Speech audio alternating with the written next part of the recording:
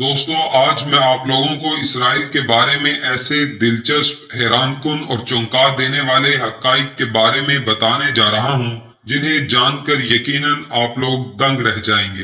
क्या आप जानते हैं कि इसराइली और यहूदी लड़कियां हमल के दौरान कौन कौन से खुफिया काम करती हैं, क्या खाती हैं और क्या पीती हैं, जिसके बाइस यहूदी लड़कियां दुनिया के ज़हीन तरीन बच्चे पैदा करती हैं। अगर जानना चाहते हैं तो इस वीडियो को आखिर तक देखें।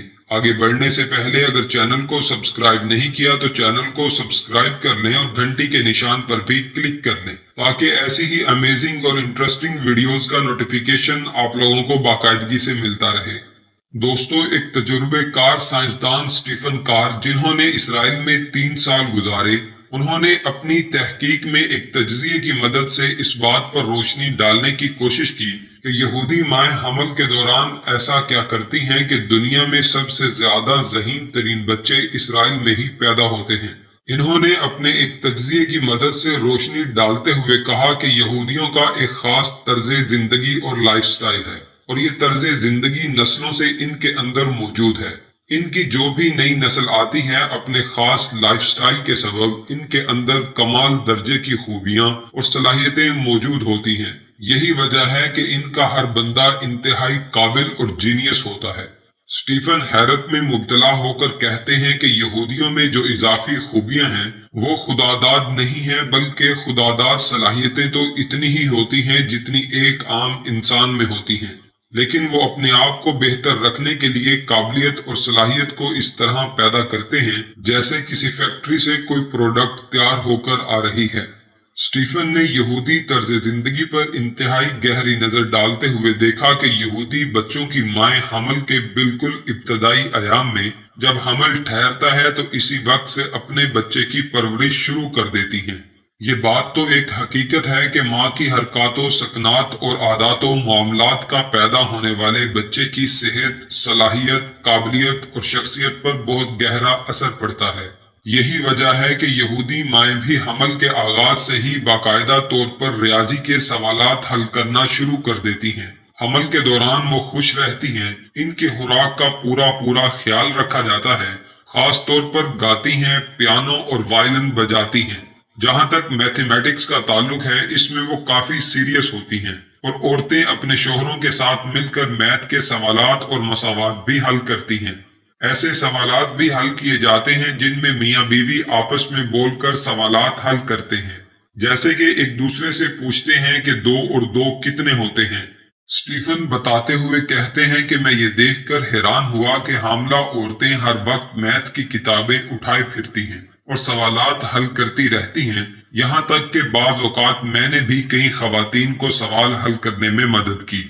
एक दिन जब मेरा सब्र जवाब दे गया तो फिर मैंने आखिर एक खातून से पूछ ही लिया कि क्या आप पैदा होने वाले बच्चे के लिए ये सब कुछ कर रही हैं? तो उसने हाँ में जवाब देते हुए कहा कि जी हाँ, बच्चों को ट्रेन करने के लिए ये सब कुछ करना पड़ता है ताकि वो बाद में होशियार और जीनियस बन सके। उन्होंने ये भी बताया कि इसी तरह बच्चे की पैदाइश तक रियाजी के सवालात हल करती रहती हैं। गाने के बारे में मेरा ख्याल था कि ये शायद पुरसुकून और खुश होने के लिए बजाया जाता है, लेकिन मुझे हैरत हुई जब मुझे पता चला कि यहूदी साइंसदानों की रिसर्च है कि पियानो और वायलिन की प्रैक्टिस से पैदा होने वाले बच्चे की अकल बढ़ती है। यही वजह है कि पैदा होने वाला बच्चा चुस्त होता है।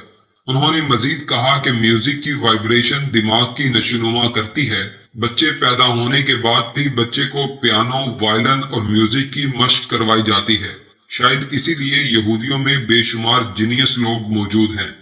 स्टीफन ने जो दूसरी चीज का मुआयना किया वो था हामला औरत की खुराक। वो बताते हैं कि इसराइली खवातीन खुराक में हमेशा बादाम, खजूर, दूध और मछली खाती हैं।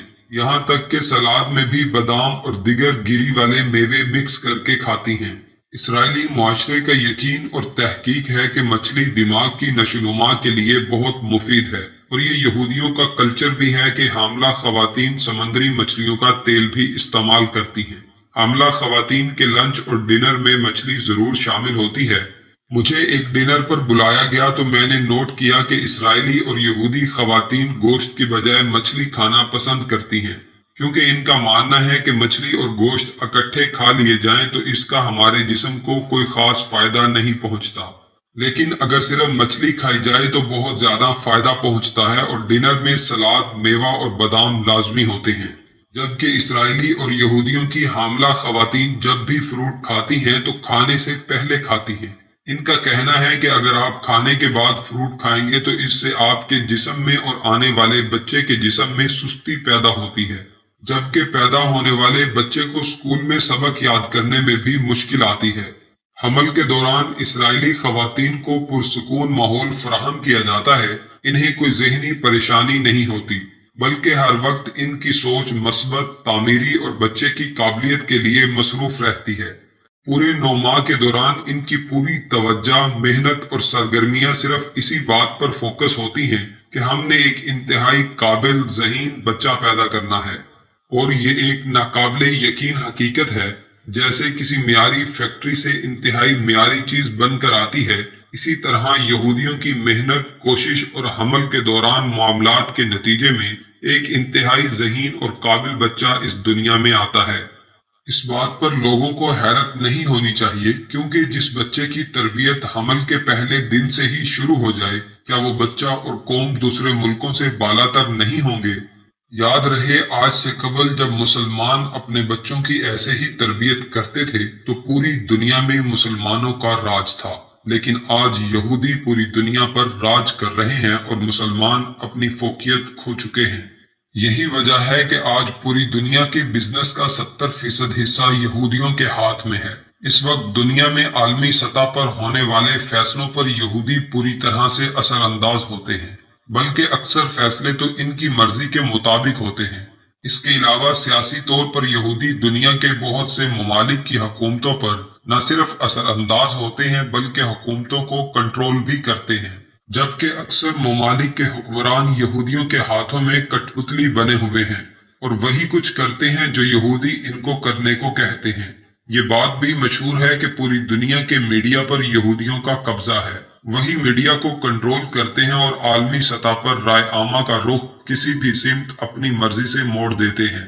بڑی بڑی ملٹی نیشنل کمپنیاں یہودیوں کی ہیں جن کا نیٹ ورک پوری دنیا میں ہے، خاص طور پر فیشن، کاسمیٹکس، فوڈ آئٹمز، مشروبات، hotels, computers, information systems, medicine, softwares, film industry, Hollywood اور ایڈوانس ٹیکنالوجی میں ان کی سبقت سب کے سامنے ہے۔ تعلیم کے میدان میں بھی یہودی سب سے آگے ہیں۔ صرف آج تک ملنے والے نوبل پرائز پر ہی غور کریں تو حیرت ہوتی ہے کہ تمام انعامات حاصل کرنے میں یہودی سب سے آگے ہیں، کیونکہ اب تک مختلف شعبوں میں جو نوبل انعامات یہودیوں کے حصے میں آئے ہیں، ان میں کیمسٹری کے 32، اکنامکس کے 25، لٹریچر کے 13، امن کے 9، فزکس کے 47، جبکہ بیالوجی اور میڈیسن کے 54 نوبل انعام بھی اسرائیلیوں کے حصے میں آئے ہیں۔ دوسری طرف صرف 2 مسلمانوں کو نوبل انعام حاصل کرنے کا اعزاز حاصل ہے۔ یہی وجہ ہے کہ بعض لوگ نوبل انعام پر تنقید کرتے ہیں کہ یہ زیادہ تر یہودیوں اور عیسائیوں کو ہی دیے جاتے ہیں، حالانکہ ایسا نہیں ہے۔ یہ تمام انعامات زیادہ تر میرٹ کی بنیاد پر ہی دیے جاتے ہیں۔ کسی بھی نوبل انعام یافتہ شخص کو دیکھ لیں، آپ یہ نہیں کہہ سکیں گے کہ یہ اس کا حقدار نہیں تھا، ماں سوائے ملالہ یوسفزئی کے۔ اب آپ خود ہی سوچیں کہ آخر یہودی ہر میدان میں آگے کیوں ہیں۔ ویڈیو پسند آنے کی صورت میں اسے اپنے دوستوں کے ساتھ فیس بک، واٹس ایپ، ٹویٹر اور دیگر سوشل میڈیا سائٹس پر بھی شیئر کریں تاکہ ہماری حوصلہ افزائی ہو سکے۔ اس ویڈیو میں اتنا ہی۔ نئی آنے والی ویڈیو میں ملتے ہیں کسی نئی اور امیزنگ انفارمیشن کے ساتھ۔ تب تک اپنا اور اپنے پیاروں کا خاص خیال رکھیں۔